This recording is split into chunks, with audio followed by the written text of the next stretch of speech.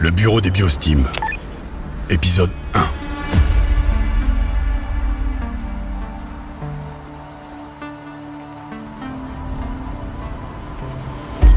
À force de traîner mes guêtres dans les champs, j'en ai vu des cultures tomber, des silos se vider et des regards se baisser. Je suis le commissaire Delorme. J'ai traqué les champignons, les carences, les trahisons agronomiques. J'ai dirigé des dizaines de services. Mais aujourd'hui, je bosse au bureau des Biostimes. On n'est pas nombreux, mais on tient la ligne. Quand les autres lâchent l'affaire, nous on s'accroche. Parce qu'on croit en une chose, que chaque plante a droit à une défense. Et que chaque agriculteur mérite une réponse. Ici, on remonte les pistes. On cherche les défaillances silencieuses. Et toi, ouais, toi qui m'écoutes, retiens bien ça. Quand une culture flanche, c'est jamais sans raison. Il faut juste quelqu'un pour la trouver. Bienvenue dans le bureau des Biostimes.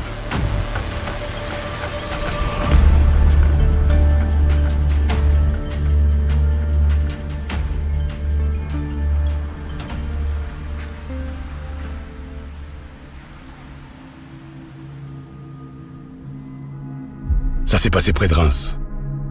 Un coin qu'on connaît bien. Un sol limoneux. Un précédent céréal. Des pailles enfouies comme souvent. Une parcelle de colza d'hiver. Semée dans les temps. Bien levée. Jusque-là, rien à signaler. Et pourtant, quelque chose a coincé. Jérôme, l'agriculteur, nous appelle. Pas en premier. Dommage. Son dossier, il a déjà tourné. D'un technicien à un autre, d'un service à l'autre. Des hypothèses lancées, jamais creusées. Des réponses floues, jamais assumées. Une plainte sobre, presque résignée. Le colza ne pousse plus. Pas de panique, pas de grand discours, juste un constat. Un champ figé, bloqué. Là où tout avait commencé normalement, la croissance s'était arrêtée net. Un blocage invisible. Insidieux. Pour lui, le bureau des Biostimes, c'était la dernière chance. Mais avant que je t'embarque, faut que je te parle de mon équipe. Parce que je suis pas tout seul. D'abord, il y a Hugo Morel. L'agent de terrain. 30 ans, l'instinct affûté. Il lit une parcelle comme d'autres lisent un poème. Il sent quand ça cloche. Botte aux pieds, carnet en poche, regard précis. Le flair d'un limier, la rigueur d'un horloger. Ce jour-là, il a enregistré la plainte de Jérôme.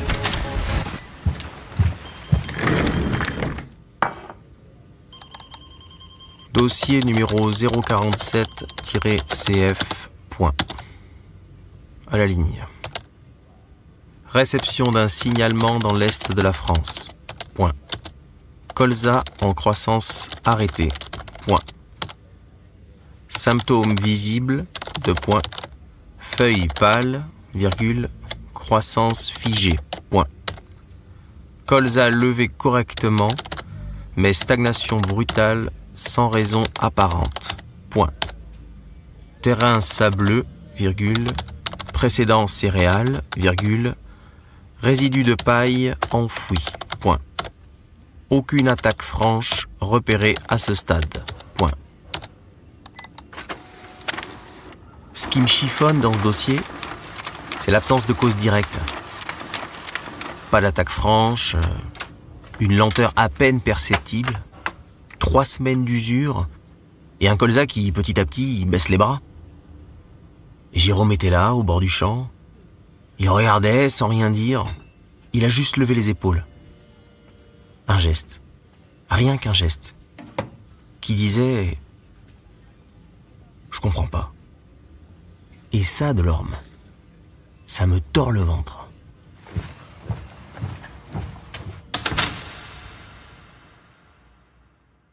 Je connais ce genre de silence. Pas de cri. Pas de drame. Juste une incompréhension froide. Tenace. On est loin du spectaculaire.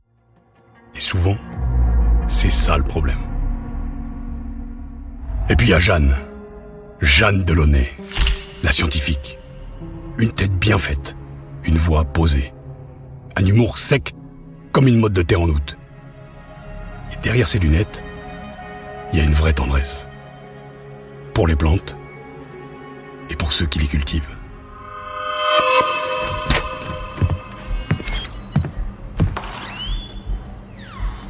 J'ai repris tous les relevés de sol des 5 dernières campagnes.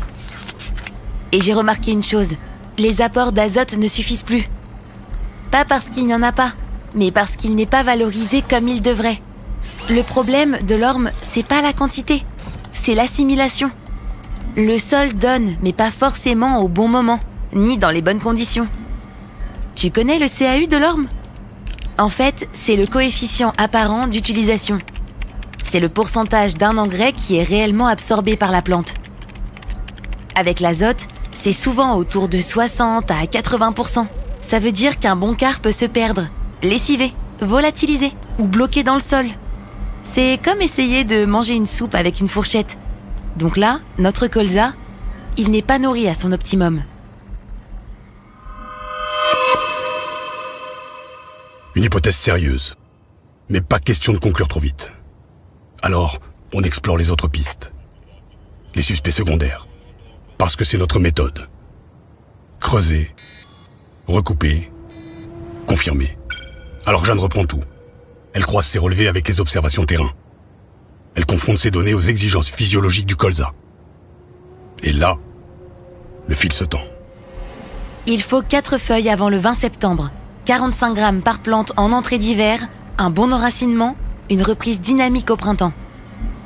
C'est la base pour un colza robuste. Et tu sais d'où il vient ce chiffre des 45 grammes ? Pour passer l'hiver sans encombre, un colza doit atteindre une biomasse significative. On parle de 8 vraies feuilles, d'un pivot d'au moins 8 mm de diamètre et d'une longueur d'environ 20 cm. On vise un peuplement autour de 30 plantes par mètre carré, histoire d'assurer une bonne couverture du sol et de limiter la concurrence avec les adventices. Si tu fais le calcul, 30 plantes à 45 grammes chacune, ça donne un peu plus d'1,5 kg de matière verte par mètre carré. C'est dense, suffisamment pour fermer le rang, créer un effet barrière et surtout, garantir à chaque plante la vigueur pour encaisser l'hiver. Ce n'est pas un chiffre lancé comme ça, c'est un seuil observé, confirmé. Quand tu le dépasses, la plante est prête. Elle résiste mieux au gel, limite les dégâts des ravageurs au printemps et elle sécurise son potentiel de rendement. Sur le terrain, Hugo confirme l'analyse de Jeanne.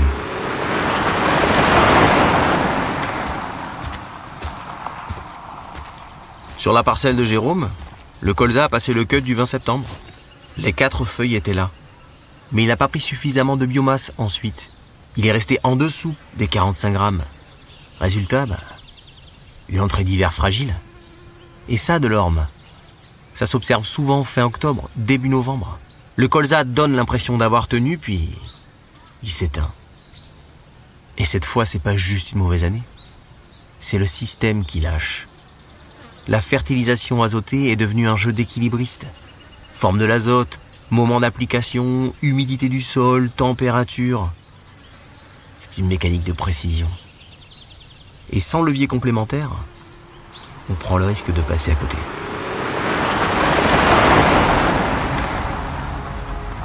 Conclusion de l'enquête, rupture de nutrition azotée. Le voilà notre coupable. Mais ici, on ne se contente pas d'identifier le responsable. On veut comprendre comment éviter qu'il frappe encore. Parce qu'un colza qui flanche, ça peut devenir une série noire. Alors j'insiste, je pousse, et mon supérieur finit par céder. Une seule expérimentation. Une condition. Qu'on ne l'ouvre pas à trop de monde. Discret de l'orme, qui me dit. Alors je dis rien. Je hoche la tête. Mais à l'intérieur, crois-moi, ça bouillonne. Mise en place de la solution Vixéran. Vixéran, c'est un biostimulant à base de bactéries fixatrices d'azote. Ces bactéries transforment l'azote de l'air en azote assimilable pour la plante. Elles colonisent la rhizosphère, le sol et les parties aériennes. Là, elles captent l'azote atmosphérique et le rendent disponible à la plante quand elle en a besoin. Ce qui change tout, c'est leur capacité à s'adapter au rythme réel de la culture. Pas de surcharge, pas de carence brutale. Une couverture douce, physiologiquement cohérente. Et ce n'est pas tout. Vixéran agit même sur les parties aériennes. Il crée une interaction bénéfique avec la physiologie de la plante, favorise son développement racinaire et améliore sa résilience dans les phases clés. C'est une vraie réponse complémentaire à la fertilisation classique. Et en plus, il est compatible avec les pratiques existantes. On ne chamboule pas tout, on renforce ce qui est là. Et les résultats en laboratoire confirment ce qu'on observe au champ. Une stimulation du système racinaire, une meilleure germination, même en conditions sèches.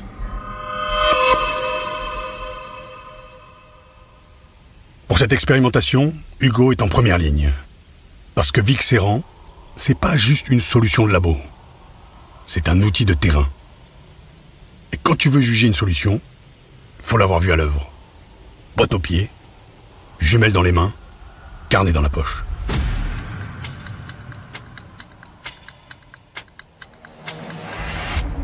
La campagne suivante, j'ai vu la différence.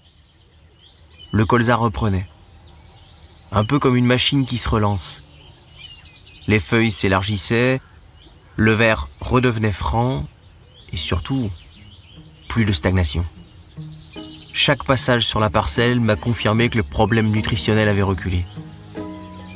Et ça, quand t'es sur le terrain, tu le sens avant même de le mesurer. Et là, ils ont vu. Ma hiérarchie, les techniciens, les sceptiques. Ils ont vu. Le colza tenait. Il poussait. Il résistait. Alors ils ont décidé. Le protocole Vixéran allait être appliqué plus largement sur l'ensemble du territoire. Parce qu'ici, on n'agit pas dans l'urgence. On prévient. On rééquilibre. Et moi, j'ai pas fanfaronné. J'ai pas dit « je vous l'avais bien dit ». Non. J'ai juste regardé Hugo. J'ai regardé Jeanne. Et on a compris tous les trois qu'on avait gagné. Pas une victoire contre quelqu'un. Une victoire pour quelque chose. Pour la plante. Pour ceux qui la sèment. Et pour ceux qui, comme nous, refusent d'abandonner une culture au silence.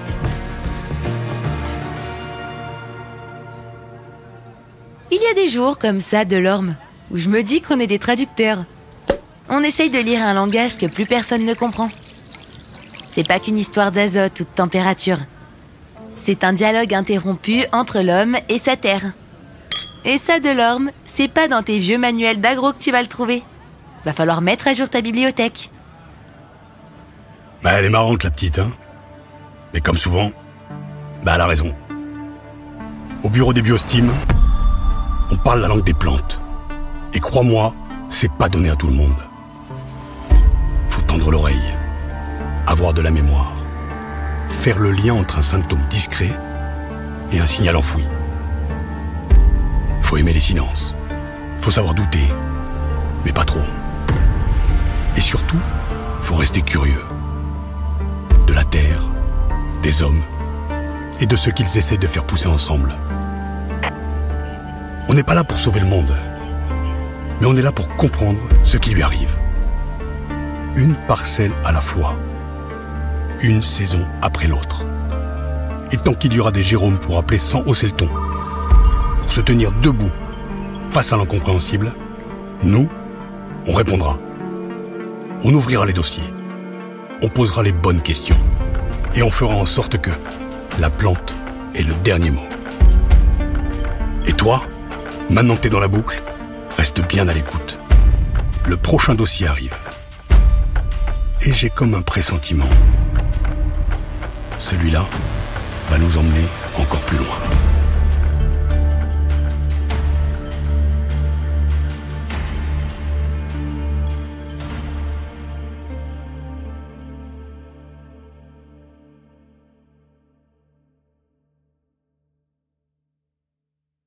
Syngenta France SA. 1228 chemin de Lobby, 31 790 Saint-Sauveur, France. SA au capital de 103 516 413 €. RCS, RSAC, Toulouse, 443 716 832. Numéro de TVA Intracom, FR 11 443 716 832. Agrément MP 02 249, distribution et application de produits phytopharmaceutiques. Marque enregistrée d'une société du groupe Syngenta. Produit destiné à un usage professionnel.